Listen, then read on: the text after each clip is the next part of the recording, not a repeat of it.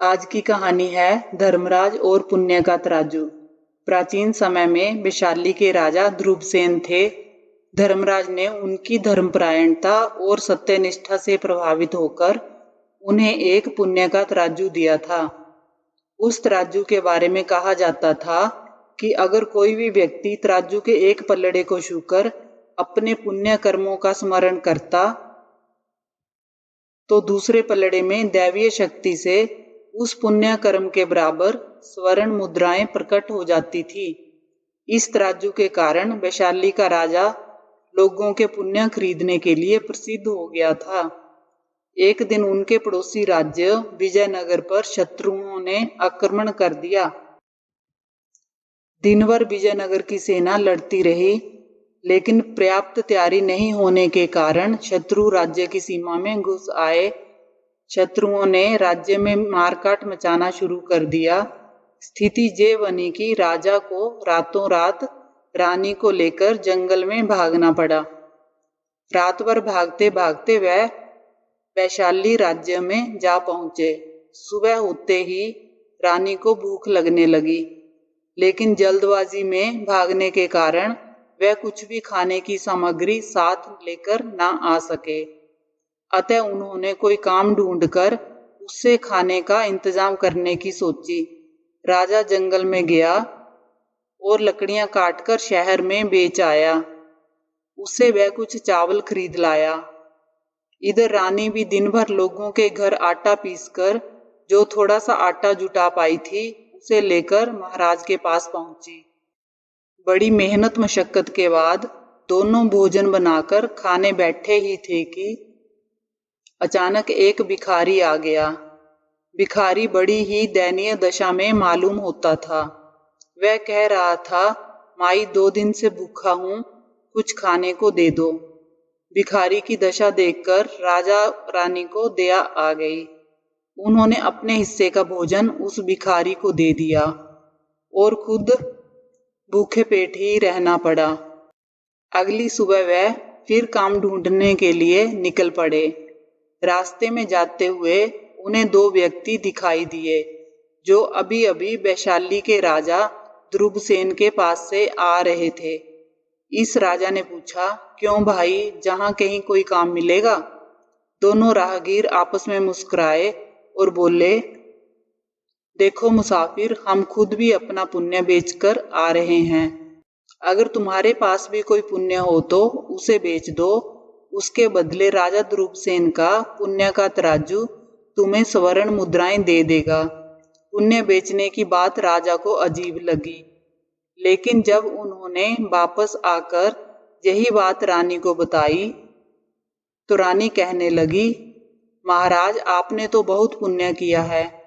राज्य में नदी नहरें बनवाई हैं, सैकड़ों ब्राह्मणों को दान दिया है। अगर आप अपना सारा पुण्य बेच दो तो हम एक और नया राज्य बना सकते हैं।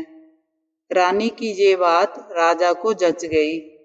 दोनों राजा रानी वैशाली के राजा ध्रुवसेन के पास पहुंचे और अपनी पूरी व्यथा कह सुनाई। उनके साथ हुए धोखे और अन्याय के बारे में सुनकर वैशाली का राजा बड़ा दुखी हुआ। वैशाली के राजा ने उनकी मदद करने का आश्वासन दिया, किंतु विजयनगर का राजा बड़ा ही स्वाभिमानी था। उसने किसी भी प्रकार की कोई मदद लेने से स्पष्ट मना कर दिया। तो वैशाली के राजा ध्रुवसेन ने कहा, ठीक है, यदि आप कोई सहायता नहीं लेना चाहते हैं तो ना सही, किंतु आप अपने पुण्य बेचकर उसका मूल्य प्राप्त कर सकते हैं। वैशाली के राजा ध्रुवसेन ने पुण्य का तराजू विजयनगर के राजा के सामने रखते हुए कहा, महाराज, इस तराजू के एक पल्लड़े को छूकर आप अपने उन पुण्यों का स्मरण करें जिन्हें आप बेचना चाहते हैं। आपके उस पुण्य के अनुरूप राशि इस दूसरे पल्लड़े में आ जाएगी। राजा ने तराजू के पल्लड़े पर हाथ रखा और राज्य में नदी नहरों और गुरुकुलों के बनवाने के पुण्यों का स्मरण किया, लेकिन पल्लड़ा बिल्कुल भी भारी नहीं हुआ, ना ही दूसरे पल्लड़े में कोई राशि आई। ये देखकर राजा रानी दोनों उस पुण्य के तराजू को झूठा बताने लगे।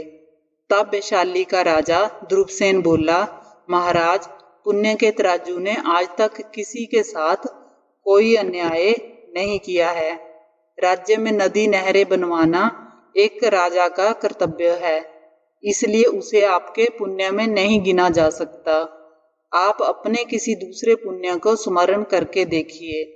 राजा ने इस बार प्रतिदिन हजारों ब्राह्मणों के भोजन और दान दक्षिणा के पुण्य का स्मरण किया, लेकिन इस बार भी पुण्य का तराजू वैसे ही रहा।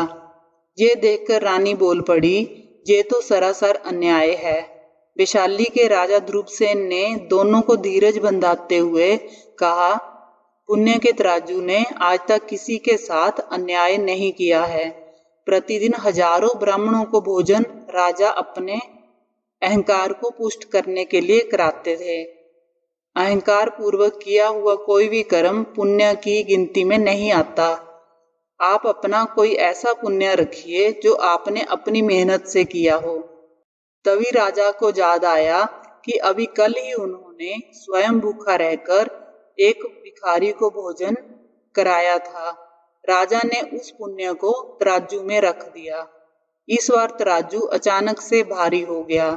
ये देखकर राजा और रानी दोनों खुश हो गए, लेकिन ये क्या, तराजू के दूसरे पलड़े में कोई राशि नहीं आई थी। उसी समय विजयनगर का मंत्री राजा को ढूंढता हुआ वहां आ पहुंचा। उसने बताया कि उनकी सेना ने शत्रुओं को मार भगा दिया है। विजयनगर राज्य अब पूरी तरह से सुरक्षित है और सभी आपकी प्रतीक्षा कर रहे हैं। यही राजा के उस पुण्य का फल था जो राजा को पुण्य के तराजू ने भिखारी को भोजन कराने के बदले में दिया था। निष्काम भाव से स्वयं कष्ट सहकर दूसरे के भले के लिए किया गया कर्म ही पुण्य होता है। कर्तव्य कर्म पुण्य की श्रेणी में नहीं आता, लेकिन कर्तव्य कर्म का पालन नहीं करना पाप है। अहंकार पूर्वक किया गया दान या पुण्य कर्म भी इच्छित फल नहीं देता है। मनुष्यों को चाहिए कि विवेक पूर्वक पुण्य कर्मों का संचय करे। आपको ये कहानी अच्छी लगी हो तो वीडियो को लाइक करें, चैनल को सब्सक्राइब करें। धन्यवाद।